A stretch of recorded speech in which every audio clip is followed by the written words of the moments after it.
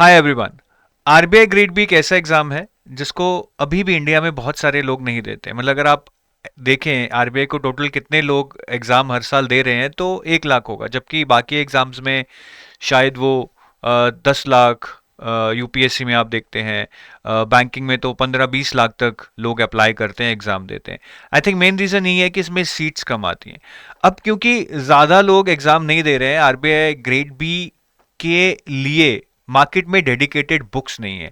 होता क्या है कि हम फिर दूसरे एग्जाम्स की बुक्स, बैंकिंग की, यूपीएससी की बुक्स आरबीआई ग्रेड बी के लिए पढ़ने लगते हैं। अब वो बुक्स बहुत अच्छी हैं, बेसिक्स से लेकर मुझे एक लेवल तक ले जाने के लिए, शायद 0 से 7 तक ले जाने के लिए वो बुक्स अच्छी होंगी। बट हर एग्जाम की एक स्पेसिफिक रिक्वायरमेंट होती है। तो अगर मुझे उस 7 से 10 लेवल तक जाना है तो शायद ये बुक्स उतना अप्रोप्रिएट रिजल्ट नहीं देंगी जितना कि 0 to 7 में देंगी। तो इसी के कॉन्टेक्स्ट में आज हम जो क्वांट रीजनिंग इंग्लिश जीए की जो प्रेफर्ड बुक्स हैं, जो लोग पढ़ते हैं, उनका थोड़ा सा रिव्यू करेंगे। अच्छी तो वो है ही, बट उनमें क्या शॉर्टकमिंग्स हैं जो आपको दूसरे तरीके से ओवरकम करनी है, उसके बारे में हम इस वीडियो में डिस्कस करेंगे। आगे जाने से पहले मैं आपको एक स्पेशल सेल के बारे में बताना चाहता हूं। तो अभी हमारा 2 अक्टूबर तक दशहरा सेल चल रही है, जिसमें हम 75% ऑफ दे रहे हैं। The offer code is festival 75। तो आरबीआई का कोई भी कोर्स हो, एरेडाई, नबार्ड, सेबी या इनके कुछ कॉम्बोज हो, आप किसी भी ये फेस्टिवल 75 कोर्स लेके ऑफर 75% तक का अवेल कर सकते हो, और ये 2 अक्टूबर तक वैलिड है। अब बुक्स में मैं सबसे पहले क्वांट की बुक से ही शुरू करूंगा। क्वांट की जनरली हम 2 बुक्स रिकमेंड करते हैं, एक तो आर एस अग्रवाल और दूसरा अरुण शर्मा। मेनली अरुण शर्मा ही रिकमेंड की जाती है, ठीक है, but R S Agarwal is also one of the front runners when we suggest books for quant. अब इस बुक की अच्छी बात क्या है कि देखिए ये बुक बहुत ही सिंपल लैंग्वेज में लिख रखी है, बहुत इजी टू अंडरस्टैंड एक्सप्लेनेशंस हैं, और बिगिनर्स के लिए खास करके बहुत अच्छी है। और इसमें क्वेश्चन बैंक बहुत बड़ा है, आप प्रैक्टिस करते करते थक जाएंगे, खत्म नहीं होगा, और स्पीड बिल्ड करने के लिए बहुत अच्छा है। बट पॉइंट ये है कि आरबीआई में शायद आपको स्पीड चाहिए ही नहीं। कंसेप्ट क्लैरिटी और टफ क्वेश्चंस करने की, सॉल्व करने की जो कैपेबिलिटी है, वो आपको चाहिए, ना कि स्पीड चाहिए। तो ये टू इजी फॉर आरबीआई मानी जाती है। और इस बुक में कई और बुक्स की तरह न्यू पैटर्न क्वेश्चंस नहीं मिलेंगे। जैसे डीआई में आजकल फिलर्स बहुत आ रहे हैं, वो नहीं मिलेंगे। क्वाड्रेटिक इक्वेशंस के जो प्रैक्टिकल क्वेश्चन एग्जाम में आ रहा है वो नहीं मिलेंगे। इसी तरह बहुत टाइप के क्वेश्चंस हैं जो आईबीपीएस अभी डाल रहा है हर साल, बट इन बुक्स में उनको अपडेट नहीं किया गया है। या फिर आप ये मान लीजिए कि ये बुक्स शायद क्योंकि और एग्जाम्स के लिए भी हैं तो इनको बहुत जेनरिक रखा गया है। वो स्पेसिफिक टाइप ऑफ क्वेश्चंस जो आरबीआई में पूछे जा रहे हैं या किसी और रिलेटेड एग्जाम में पूछे जा रहे हैं, वो इनमें नहीं देखने को मिलते हैं। सेकेंड बुक जो हम क्वांट के लिए रिकमेंड करते हैं, अरुण शर्मा, बहुत पॉपुलर बुक है और मैंने ये खुद बहुत ज्यादा पढ़ी है अपनी कैट की प्रिपरेशन में। इस बुक की सबसे अच्छी बात है कि ये आपको बहुत अच्छे से फंडामेंटल सिखाती है, क्लैरिटी है, और प्रैक्टिस के लिए इसमें क्वेश्चंस को लेवल्स में बांटा गया है, लेवल 1 to 3। तो आप एकदम बुक को पढ़कर ऐसा नहीं है कि टफ क्वेश्चन सॉल्व करेंगे और आपको लगेगा ये तो सॉल्व नहीं हो रहा है। तो लेवल 1 इजी रहेगा, लेवल 2 मॉडरेट और लेवल 3 टफ रहेगा। आरबीआई के लिए बेसिकली मैं बोलता हूँ लेवल 1 और लेवल 2 तो करना ही करना है, लेवल 3 भी ट्राई मारना है, एग्जाम में वैसे ही क्वेश्चंस आएंगे। और बहुत वैरायटी ऑफ क्वेश्चंस है, मतलब टाइप्स इतनी है कि आप करते करते थक जाओगे, टाइप्स खत्म नहीं होंगे।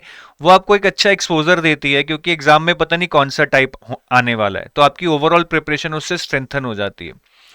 और आपका एक स्टेमिना भी बनता है क्योंकि क्वेश्चंस अच्छे लेवल के हैं, ठीक है, डिफरेंट टाइप्स के हैं। तो एक बोलते हैं ना, एक एक एक क्वेश्चन जिमिंग हो जाती है, जिम में जाके बॉडी बनती है। इन क्वेश्चंस को करके आपके दिमाग की जो नसें हैं ना वो खुल जाएंगे, आपको लगेगा कि हाँ यार अब मैं क्वांट हैंडल कर सकता हूँ। तो कैट के लिए तो ये बहुत ही एक्सलेंट बुक है। अब क्या आरबीआई के लिए ये सारा चीज कवर करती है?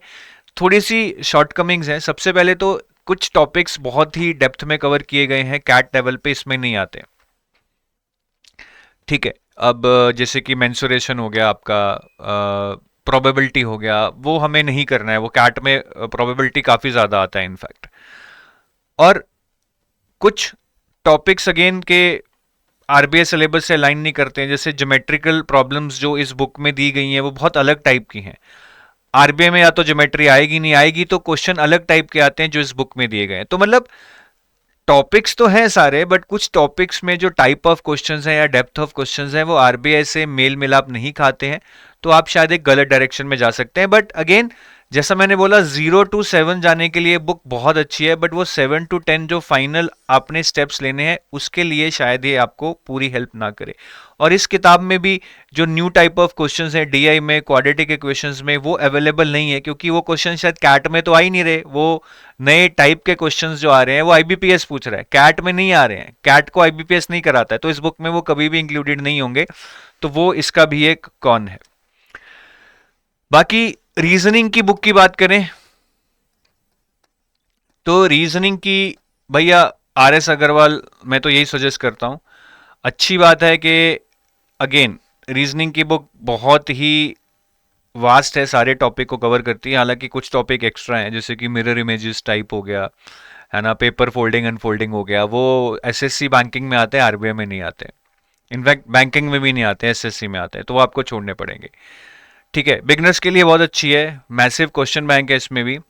और अगर आप पजल, सिलोजिज्म, कोडिंग, डिकोडिंग के बेसिक टू मॉडरेट क्वेश्चंस करना चाहते हैं तो ये बुक बहुत अच्छी है।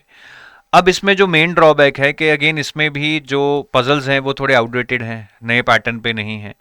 इसी तरह सिलोजिज्म के जो नए टाइप्स आ रहे हैं, फ्यू, ओनली, अ फ्यू, नए नए टाइप्स, हर बार नए वर्ड्स के थ्रू सिलोजिज्म पूछा जा रहा है, वो इसमें नहीं मिलेंगे आपको। ठीक है, और जो हाई लेवल पजल्स हैं, ठीक है, उनके जो एक्सप्लेनेशंस हैं वो उतने डिटेल्ड नहीं हैं कि आपको स्टेप बाय स्टेप चीज़ें करके समझाई जाएं और आपको पता लग जाए कि इस क्वेश्चन को कैसे अप्रोच करना है। But otherwise this is a very good book. ठीक है, तो बिगनर्स के लिए बहुत अच्छी है, प्रैक्टिस के लिए भी बहुत अच्छी है, बट पजल्स और कुछ सेलेक्टेड टॉपिक्स में वो नए टाइप के क्वेश्चंस नहीं आ रहे हैं जो आईबीपीएस पूछ रहा है। और इंग्लिश की बुक्स की बात करो तो देखो ये बिल्कुल ही ग्रामर बेस्ड है, इसमें आपको बिल्कुल भी कॉम्पिटिटिव एग्जाम टाइप कुछ नहीं मिलेगा, रेन एंड मार्टिन। ठीक है, ग्रामर सीखने के लिए है।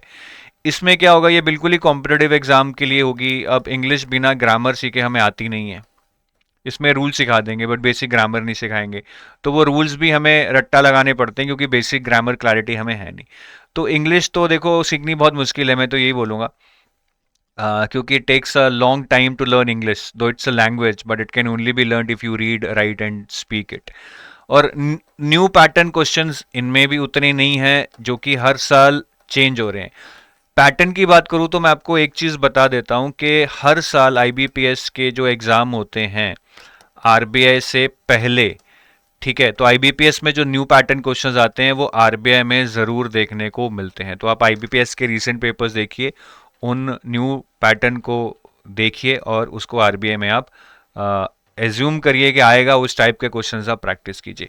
अब ये जितनी भी बुक्स बताई हैं उसमें मेन शॉर्टकमिंग तो यही है कि जो लेवल ऑफ क्वेश्चंस है या टाइप ऑफ क्वेश्चंस है वो एग्जैक्टली नहीं मैच करता है जो एग्जाम में पूछा जाएगा। दो कॉन्सेप्ट क्लैरिटी बहुत है, क्वेश्चंस प्रैक्टिस के लिए बहुत हैं, डिफरेंट लेवल ऑफ क्वेश्चंस हैं। ठीक है, उसके अलावा सेक्शनल टेस्ट और मॉक टेस्ट आपको इन बुक्स में नहीं मिलते हैं, आप वो ज़रूर प्रैक्टिस कर लीजिएगा। ठीक है, सिर्फ नॉलेज से कुछ नहीं होगा। I have always been a big advocator of EQ greater than IQ। Exam में ठीक है सारे टॉपिक्स पढ़ लिए, 100 क्वेश्चंस प्रैक्टिस कर लिए, but what about solving questions in limited time? How will you select your specific questions? How will you decide that this question, though I have picked up, I am not able to solve, I need to leave within a certain time limit? How would you decide the sequence of questions you will be solving? How will you decide that if you feel anxious, what are you going to do? This is all part of emotional stability. Therefore it is called emotional quotient, and this can not be built by reading books and solving questions. You need to solve a lot of sectional tests, you need to solve a lot of mock tests, because only through solving these you will be able to define your strategy. क्योंकि ultimate limitation क्या है कि भैया exam में 2 घंटे हैं, उससे भी बड़ी लिमिटेशन है कि इस 2 घंटे को सेक्शनल टाइम में डिवाइड कर दिया गया है। वो सबसे बड़ी लिमिटेशन है, ना कि ये कि मैंने पूरा सिलेबस नहीं किया है, मैंने पूरे क्वेश्चन सॉल्व नहीं किए हैं। अरे थोड़े कर लो, आधे चैप्टर पढ़ लो, आधे चैप्टर में आधे टाइप्स कर लो, बट जो कर लिया उसको तो प्लान करो कि एग्जाम में जो मेन लिमिटेशन है उसको कैसे हैंडल करोगे। अगर वो करनी आ गई तो अपने सेलेक्टेड क्वेश्चंस करके आप एग्जाम निकाल लोगे। तो बहुत सारे सेक्शनल टेस्ट और मॉक टेस्ट देना मत भूलिएगा, अभी भी 15-20 दिन बाकी हैं जो, उनमें पूरा जोर लगाइए। ठीक है, जर्नल अवेयरनेस में क्या होता है, जर्नल अवेयरनेस में कोई भी ओरिजिनल सोर्स से तो पढ़ता नहीं, बहुत कम लोग हैं। ठीक है, वो यूपीएससी वाले ही होते हैं जो अखबारों में से इंफॉर्मेशन छांटते हैं। हम क्या करते हैं, या तो हम बैंकिंग मैगजीन ले लेंगे, जैसे बहुत सारे लोग अफेयर्स क्लाउड पढ़ते हैं, टॉपर्स भी रिकमेंड करते हैं, नो डाउट बहुत अच्छी मैगजीन है, बैंकिंग के लिए बहुत अच्छी है। बहुत लोग यूपीएससी मैगजीन्स पढ़ते हैं, जैसे विजन आईएएस, भैया यूपीएससी के लिए तो ये मैगजीन्स बहुत ही अच्छी हैं, बट क्या आरबीआई के लिए अच्छी हैं? To an extent yes, to an extent no. अब बैंकिंग मैगजीन पढ़ेंगे तो जो मिसलेनियस जी होती है, sports awards, authors, defence exercises, obituaries, important events and their themes, summits and conferences, उन पे ज़्यादा फोकस रहेगा। जो रिपोर्ट्स हैं आरबीआई की या दूसरी ऑर्गेनाइजेशंस की, ठीक है, स्कीम्स हैं, आरबीआई नोटिफिकेशंस हैं, इन पे लेस फोकस रहेगा और इनका वेटेज बहुत ज़्यादा है। जीए का वेटेज तो मुश्किल से 18 नंबर है, बाकी 60 नंबर का तो यही आने वाला है। ये कैसे करोगे? यूपीएससी मैगजीन्स, चलो यूपीएससी मैगजीन्स पढ़ोगे तो उसमें ये schemes, RBI notifications, reports covered होंगी। ठीक है, आरबीआई नोटिफिकेशंस फिर भी नहीं होंगी, लेकिन स्कीम्स और रिपोर्ट्स यूपीएससी मैगजीन्स में भी कवर्ड रहेंगी, बट कॉन्सेप्चुअल एंगल से रहती हैं, एनालिटिकल एंगल से रहती हैं, ताकि आप उस पर इंटरव्यू में क्वेश्चन आंसर करो, डिस्क्रिप्टिव क्वेश्चन आंसर कर सको। ऑब्जेक्टिव में भी, प्री में भी उतने फैक्चुअल क्वेश्चन नहीं आते, जैसे आरबीआई में तो बिल्कुल नंबर बेस्ड क्वेश्चन आ जाते हैं, वैसे यूपीएससी में नहीं आते। तो यहाँ पे फैक्चुअल इंफॉर्मेशन नहीं मिलती है। ठीक है, और आरबीआई नोटिफिकेशन जिनका अच्छा खासा अभी 20 नंबर, मतलब 25% वेटेज हो गया है फेज 1 में, वो आपको देखने को नहीं मिलती है। तो ये अपने आप में बहुत अच्छे सोर्सेज हैं, देखिए, है ना। बात सिर्फ इतनी है कि हर एग्जाम की सेपरेट रिक्वायरमेंट होती है। अब विजन आईएएस अगर अपनी मैगजीन बना रहा है, वो तो यूपीएससी पैटर्न देख देख के उसको चेंज करता रहेगा, यूपीएससी के लिए उसको बेस्ट बनाता रहेगा। बट क्या यूपीएससी और आरबीआई एक ही डायरेक्शन में जा रहे हैं? क्या आरबीआई का पैटर्न बिल्कुल यूपीएससी से मिलता है? क्या क्वेश्चंस बिल्कुल वैसे आ रहे हैं? Answer is no. सो हमें ये चीज ध्यान में रखनी पड़ेगी कि हम रेलेवेंट चीजें पढ़ें। ठीक है, इन चीजों से जो दूसरे एग्जाम्स के लिए हैं, हमारा जैसे मैंने बोला 60-70% प्रिपरेशन हो जाएगा, बट फाइनल 30% जो मुझे करना है, चलो 30 नहीं, मैं 9 आउट ऑफ 10 तक तो रीच करूंगा ना, ताकि कंपटीशन को बीट कर पाऊं। उसके लिए मुझे कुछ ना कुछ करना पड़ेगा। क्वांट रीजनिंग इंग्लिश में आप बहुत सारे क्वेश्चन सॉल्व करो, मॉक टेस्ट और सेक्शनल टेस्ट में, ताकि आपको new pattern, new type of questions का पता लग जाए।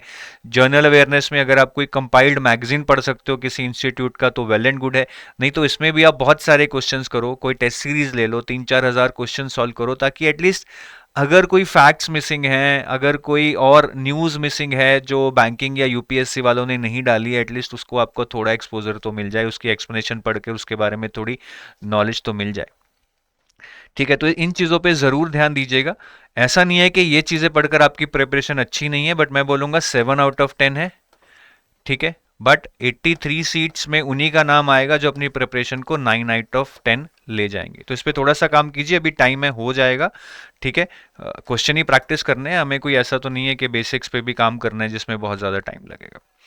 तो ये थी आज की वीडियो, और अगर आप हमारे कोर्सेज पे कुछ डिस्काउंट चाहते हैं, then we are running 75% off, Dussehra offer चल रहा है जी। Festival 75 is the coupon code. RBI, grade B, IRDAI, SEBI, NABARD, IFSCA, सारे कोर्सेज पे चल रहा है। और अगर आप कोर्सेज के बारे में जानना चाहते हैं स्पेसिफिकली, तो ये हमारे कोर्सेज हैं जी। ठीक है, अभी आज की डेट में तो मैं आपको यही रिकमेंड करूंगा, अगर आप 2025 के लिए प्रिपेयर कर रहे हैं, तो ये एक phase 1 QRBA quick revision batch जो 3 अक्टूबर से लाइव क्लासेस शुरू होंगी, और ये 14 अक्टूबर तक चलेंगी, डेली 8-8 घंटे। बहुत फास्ट पेस तरीके से सिलेबस कराया जाएगा। तो अगर आपकी तैयारी थोड़ी बहुत छूट गई है या रिवीजन करना चाहते हो, तो आप ये बैच ज्वाइन कर सकते हो। और एक हमारी टेस्ट सीरीज चल रही है जी, तो फेज़ 1 के लिए अगर आप क्वांट रीजनिंग इंग्लिश के क्वेश्चन सॉल्व करना चाहते हो, सेक्शनल टेस्ट सॉल्व करना चाहते हो, मॉक टेस्ट सॉल्व करना चाहते हो, जीए के स्कीम्स, रिपोर्ट्स, आरबीआई नोटिफिकेशंस पे बहुत सारे क्वेश्चन सॉल्व करना चाहते हो, then test series is for you. ये फेज़ 1 के लिए है, इसमें अराउंड 5,000 क्वेश्चन आपको मिल जाएंगे फेज़ 1 के लिए। सो ये भी आप अवेल कर सकते हो। इन सब पे 75% ऑफ चल रहा है अभी। ठीक है, और अगर आप 2026 की तैयारी कर रहे हो, तो बोलूँगा हमारा फ्लैगशिप कोर्स है गोल्ड और सिल्वर। गोल्ड बेसिकली फेज़ 1, 2 और इंटरव्यू पूरी प्रिपरेशन कराएगा। Silver is mainly for phase 2 and interview. ठीक है, इसमें आपकी फेज़ 1 की तैयारी नहीं होगी, बट हाँ, क्वांट रीजनिंग इंग्लिश के अलावा जो करंट अफेयर्स हैं वो फेज 1 के इसमें भी हो जाएंगे because they overlap with phase 2, लेकिन क्वांट रीजनिंग इंग्लिश नहीं मिलेगा, फेज 1 के फुल लेंथ मॉक टेस्ट नहीं मिलेंगे. So with that I take your leave. Thank you ji, wish you best of luck, bye bye.